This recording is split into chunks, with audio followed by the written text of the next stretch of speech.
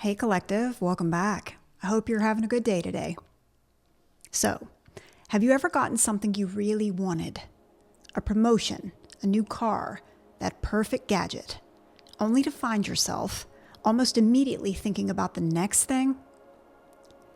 That little blip of satisfaction that vanishes and gets replaced by a new craving? That's not a personal failure. That's the totally universal, totally human experience of greed.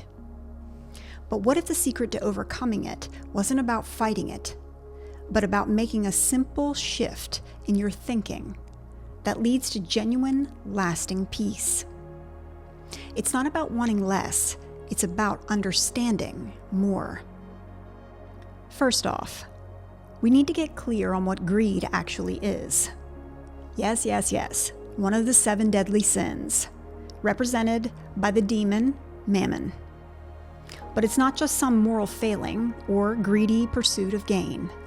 Psychologically, greed is simply the dissatisfaction of not having enough, combined with the desire to acquire more. It's a psychological trap, and it's often rooted in something way more relatable than selfishness: insecurity. While brainstorming this episode, the Kanye West song All Falls Down kept popping into my head. The lyrics are, we'll buy a lot of clothes, but we don't really need them. Things we buy to cover up what's inside, because they made us hate ourselves and love they wealth. And it's got me thinking, at its core, greed is a response to that deep nagging fear that we aren't enough. We try to fill an emotional hole with external things. Every new purchase or status symbol becomes a temporary shield against the feeling that we just don't measure up. We're trying to build a fortress of stuff around a fragile sense of self. This internal wiring then gets supercharged by the world around us, because we're social creatures, wired to compare. Your neighbor gets a new car. Your friend posts vacation photos from Bali. A colleague gets the promotion you wanted. And suddenly, your own car feels shabby, your apartment feels cramped, and your life feels a little dull. Our sense of contentment is incredibly fragile, and it can be shattered in a second by seeing what someone else has. This instinct to compare is the engine that keeps the desire for more constantly running. When getting more stuff is rewarded with likes, praise, or a feeling of status, our brains learn a dangerous lesson. More equals better. This turns the hunt for wealth and possessions into an automatic habit that's incredibly hard to break. We become puppets, pulled by the strings of insecurity and social pressure, constantly dancing to a rhythm of not enough without ever really knowing why. We're promised happiness with every new thing, but all we end up holding is the desire for the next thing. This is the trap. This cycle actually has a name in psychology: hedonic adaptation, or the hedonic treadmill. It's our natural human tendency to return to a pretty stable level of happiness, no matter what amazing or terrible things happen to us. Maybe the most famous example of this is the research on lottery winners. You'd think that winning millions would buy you a one-way ticket into permanent happiness, and for a little while, it is. There's a burst of pure joy, but studies consistently show that after the initial thrill wears off, people just go back to how happy they were before. The new mansion becomes just the house, and the luxury car becomes just what you take to the grocery store. The magic fades. Our brains are wired to notice what's missing, not to cherish what we have. For our ancient ancestors living in a world of scarcity, this was a brilliant survival tool. It drove them to get more food and better shelter. But in our modern world of relative abundance, that same trait has become a major source of our own unhappiness. We're running on a treadmill, sweating and putting in a ton of effort, but ultimately staying in the exact same place. And the consequences of being stuck here are serious. Research shows a wild paradox. People driven by materialism often make more money, but they also have significantly lower psychological well-being. They report less satisfaction with their lives, more depression, more anxiety, no matter how much is in their bank account. The chase itself becomes a source of suffering. You can never feel good about what you've achieved because the goalpost is always moving. This creates a deep sense of emptiness. The relentless pursuit of more also creates a high-pressure lifestyle that takes a massive toll on our mental and physical health. It warps our values. Relationships, integrity, and just being happy often get pushed aside for the obsessive focus on getting more. We end up with lives that are materially rich, but emotionally hollow. This chase can strain our most important relationships and even lead people to compromise their ethics just to get ahead. And in the ultimate paradox, a life spent trying to get wealthy often leads to intense financial anxiety. A constant worry about getting more and losing what you have.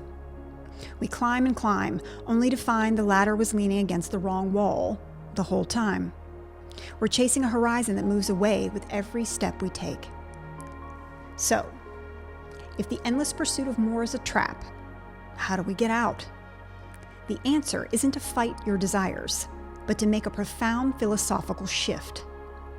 The solution is to embrace contentment, not as giving up, but as an active, powerful mindset that creates real inner freedom. And anyway, chasing money won't make you money. For thousands of years, Eastern philosophies have been talking about this exact problem. The Taoist philosopher Lao Tzu taught that he who knows that enough is enough will always have enough, while thinkers like Zhuangzi advise being at peace with your circumstances. Buddhist teachings focus on letting go of attachment. All of this ancient wisdom points to one powerful truth. Real freedom and happiness come from inner satisfaction, not from piling up stuff on the outside. Happiness has always been an inside job, only loosely connected to what's happening around us. To really get this, you have to understand the difference between two things we often confuse: pleasure and happiness. The Dalai Lama explains it well. Pleasure comes from external things. A great meal, a new phone, a compliment from your boss. These things are great, but they're temporary. The joy fades with repetition, and they almost always leave you wanting more. That's the world of the hedonic treadmill. Happiness, wholeness, on the other hand, comes from within. And I know you know this, and you've heard it before, but in my experience, people have gotten so lost in the sauce, they've forgotten it. Happiness comes from your values, your relationships, your sense of purpose, and your growth as a person. Unlike pleasure, this kind of happiness is sustainable. It doesn't fade. In fact, it usually gets stronger with practice. This is why, after a certain point of basic comfort, having more money does surprisingly little to increase our overall life satisfaction. We keep chasing fleeting pleasures, mistaking them for deep happiness, and then wonder why we never truly feel fulfilled. And I will say, if you've ever lost a parent and you've had to go through the experience of selling their home and their belongings, the things they worked their whole life for, what they held near and dear and put importance on, gone in an instant, sold to the highest bidder, or given away. You really can't take it with you. And in the end, none of it really matters. We have to start shifting our focus from the temporary world of pleasure to the sustainable world of inner happiness. It's realizing that perfectionism is the enemy of satisfaction. Learning to accept good enough instead of chasing some imaginary perfect can free up a huge amount of mental and emotional energy. This means setting reasonable expectations for your career, your relationships, and your life. Once your reality meets those benchmarks you've set for yourself, you can make the conscious choice to invest your energy in fulfillment, not in more chasing. Choosing to limit yourself isn't weakness. It's a profound act of wisdom. It's stepping off the treadmill to go for a walk in the garden instead. It's realizing that true wealth isn't about having more, but about wanting less. Okay, understanding the philosophy is step one, but how do we actually do this? It starts with a few key mindsets that can completely change your relationship with desire. The first and most powerful shift is to actively define what enough means to you. In a culture that is constantly screaming that you need more, drawing your own finish line is a revolutionary act. This isn't about settling, it's about being intentional.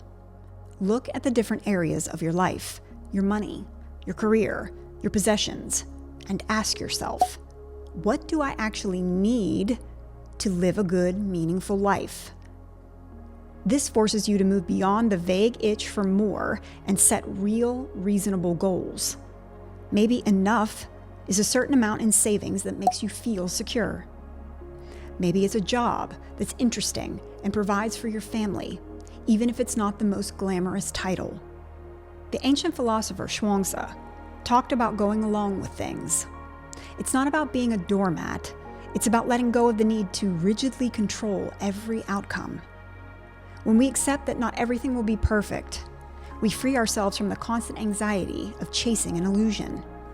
Embracing enough is a declaration of your own freedom. It's the moment you realize you already have everything you need to be happy, and you can finally stop running. The engine of modern greed is social comparison. The antidote is to switch your source of validation from out there to in here. This is where practices like gratitude and mindfulness become your secret weapons. Gratitude is a powerful way to retrain your brain, to focus on what you have instead of what you don't. When you feel that pang of envy, of seeing someone else's highlight reel, you can consciously pivot to what you're thankful for. This simple practice leads to better moods, improved sleep, and lower stress. You can start small. Take a moment to really savor something simple: the taste of your coffee, the warmth of the sun, a quiet walk in nature. Make it a habit to thank someone every day, whether it be in person or with a quick text. Keep a journal. Jot down 3 specific things you're grateful for each day. Mindfulness, on the other hand, creates a tiny, powerful space between an impulse and your reaction to it. When you feel that urge for something new, mindfulness lets you just notice that desire without having to act on it. You can ask, where is this coming from? Is this a real need, or am I just feeling bored or insecure? When you observe your desires without judging them, they start to lose their power over you. You see that they're just thoughts like clouds passing in the sky. They show up and they go away. This practice weakens the grip of impulse and strengthens your contentment muscle. Finally, one of the most direct and effective antidotes to the get instinct of greed is the simple act of giving. Greed is about getting. Generosity is about giving. I don't know if it's because of how I was raised, but I've always been more comfortable giving than receiving, and I find it far more rewarding. Research shows that spending money on others can light up the reward centers in our brain, even more than spending it on ourselves. When you give your time, your money, your attention, you get back the very feeling of connection and purpose that greed promises but can never deliver. You can practice this in countless ways. Buy a coffee for the person behind you in line. Donate to a cause you believe in. Volunteer your time. Or just offer a genuine compliment or your undivided attention to a friend. Practicing generosity breaks the sticky attachment we have to our stuff. It shifts our view from one of scarcity and self-interest to one of abundance and connection. And in doing so, we discover a profound truth: that happiness we desperately seek by getting things for ourselves is often found most easily by giving to others. Here's a question. What's one thing, big or small, that you already have in your life that you're truly grateful for. And if this conversation is resonating, please like and subscribe for more ways to get your life right. So, friends, the endless desire for more isn't just a personal flaw. It's a piece of our primal wiring. It's an ancient instinct that's been hijacked by a modern world that profits from our dissatisfaction. But we don't have to be controlled by it. We can understand it by seeing the trap for what it is, a mess of insecurity and social comparison. We can start to break free.